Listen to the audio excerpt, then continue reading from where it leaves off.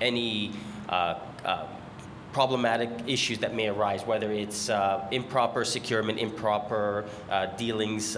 These programs are all very important, as there are so many different criteria that a person with disabilities may have that it could generate problems for companies, for drivers, and for the industry if it's not dealt with from the beginning.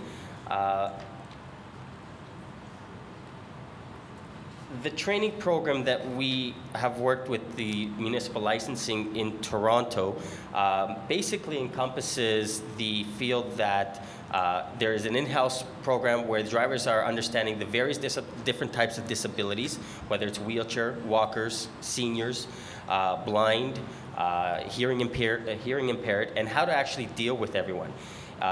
It's very important that we understand that focal point, because that's just the tip of the iceberg. There's so much more training that has to be done as we move forward, and to eliminate the notion that, you know, it's a complicated field, a complicated industry to deal with, creates the concept that it may not succeed. And what's the number of vehicles that we should have, and what would be the reason that we would have to deal with it. Today, I can actually say that we operate with our 150 some odd vehicles, about 180,000 private sector trips a year. That we anticipate is going to grow by about 16 to 18% this year. And we continue to grow, showing that the industry is actually required. This service is needed, it's demanded, and now it's going to be regulated by the Ontario, well, in our case, the Ontario Accessibilities Act.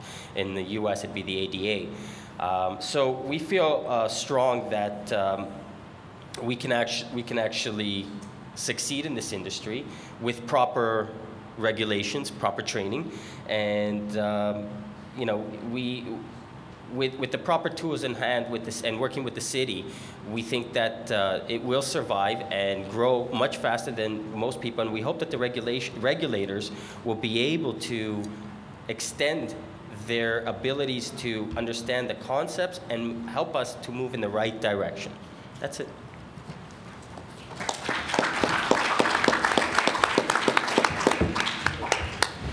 Thank you, Jack. And finally, I'll ask the presenters, Barry Levkowitz. Barry is a member of the New Jersey Governor's Passenger Transportation Advisory Council. Please, Barry. Would everybody please stand up? Please stand up. Turn to your right. Turn to your left. Because we all know here in Canada, the soil is so rich that if you sit too long, you take roots. Now, can everybody see me and hear me? All right, sit down, please. First of all, in terms of background, yes, I am a member of the Governor's Passenger Transportation Advisory Council that is responsible for now taking a look at the entire world of passenger transportation in the state of New Jersey. In addition, I'm the executive director of the Limousine Association of New Jersey, plus I was the former director of the National Limousine Association, plus I'm the vice chairman of the foundation board for Burlington County College. Therefore, I have an educational background, I have an industry background, but the key here is, and this is all great, and you've heard some marvelous, marvelous stuff. But the real key here is about the foundation. You know that when you go to build a house, or when you go to build a building, the key is that foundation. If you build a good foundation, then you can design the house any way that you want. It's the same thing in terms of the relationship between the industry and the regulators. Now, I'm in an interesting position because, one, now as a member of the Governor's Passenger Transportation Advisory Council, I'm now in a regulatory position. But at the same time, I'm responsible for having written the New Jersey law for limousines, the taxi law for New Jersey, which is getting ready, and helping co-author with my good friend Al, the RIDE Act, which is the federal law dealing with the limousine industry. Now, the key is that in the New Jersey law, for example, there was created a state limousine advisory board made up of the industry, limousines, taxi representation, the head of the Motor Vehicle Commission, the New Jersey Department of Transportation, and the state police. And it meets every other month. Additionally, we have in our region what's called the New York-New Jersey Port Authority, which is responsible for 5 airports and a port.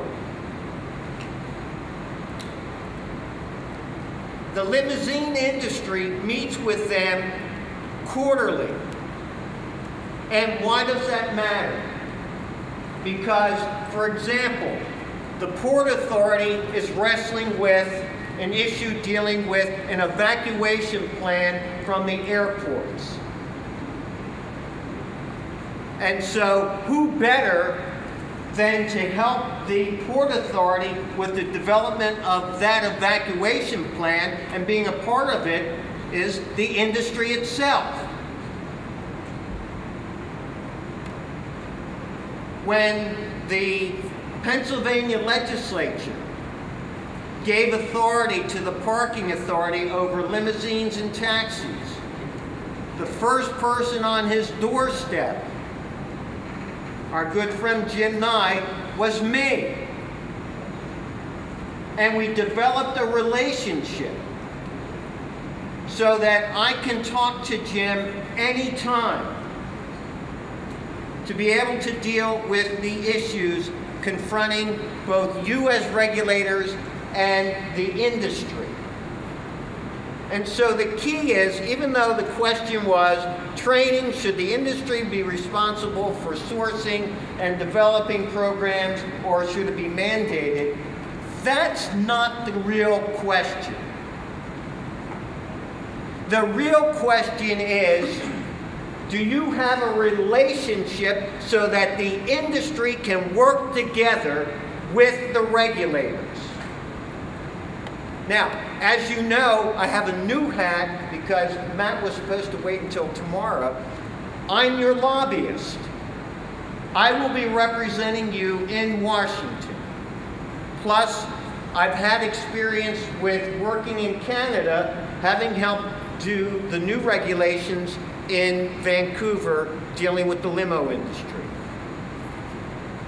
But it's all about building that house and building that relationship.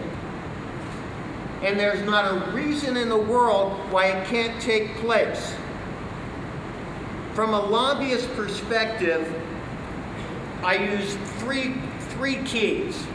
It's better known as VCR. Now we know VCRs are going the way of everything else, but VCRs, visibility, credibility, and relationships.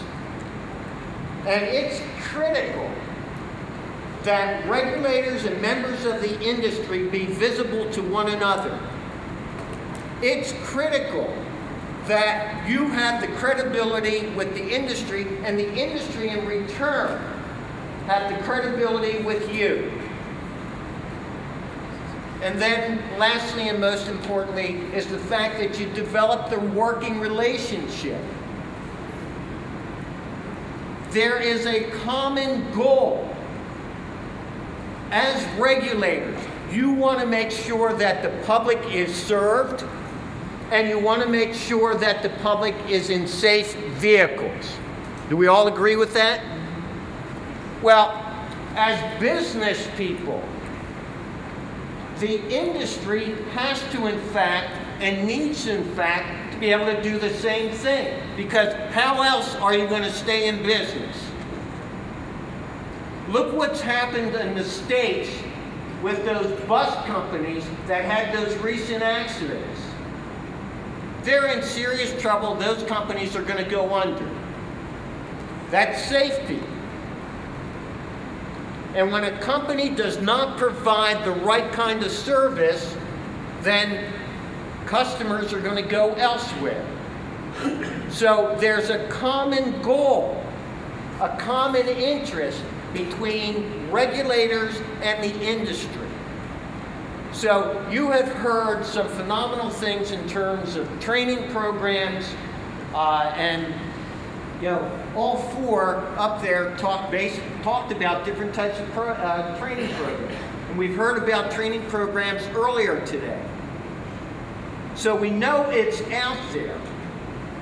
But what's good is the training program if the industry and regulators are not working together to make sure that there's the common goal of service and safety. So the key thing that I want to emphasize, and the key thing I want all of us to think about, is the importance of that working relationship.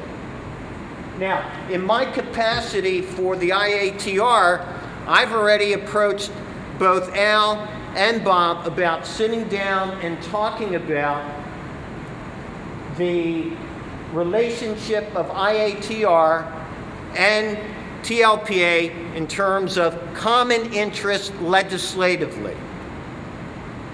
Because we want and they want certain things because there's a common interest. And so let's use that. And it's no different than you in terms of overall as regulators dealing with the industry. Sometimes I think, and it was Seema, who I guess I drove her away, but you know, Seema from the SWAGA, did I kill that or did I get it close? Close enough. Close enough. Okay. By the way, great golf course out there. And just in case you don't know, Jim, Matt, and I won the golf tournament on Saturday. But, you know, she was correct when she talked about the human element. And it's that human element of being, Seema, you missed your line. But, you know, it's that human element that is extremely important so that, you know, Jim knows that if there's something and he has a question, he calls me. He knows that if I've got a problem in Pennsylvania, I can call him. It's because we have developed a respect and a relationship. And that is the key if we're going to continue to go forward. You know, it's unfortunate, but when you think about it, as regulators, you know, as soon as you say regulators, I don't care if you're talking about the state legislature or the federal legislature or the federal government, the immediate reaction is minus. They have a negative reaction. And it's only working together that we can build the positive image.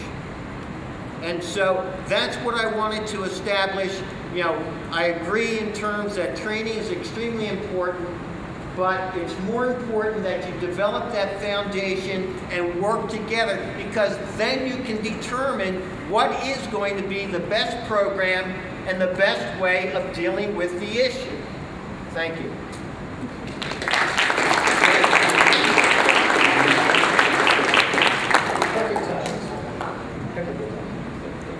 Thank you, Barry. I think next time we'll have to put a mic on you. I don't think we actually heard you. I could tell. We've had a number of views here in terms of the role of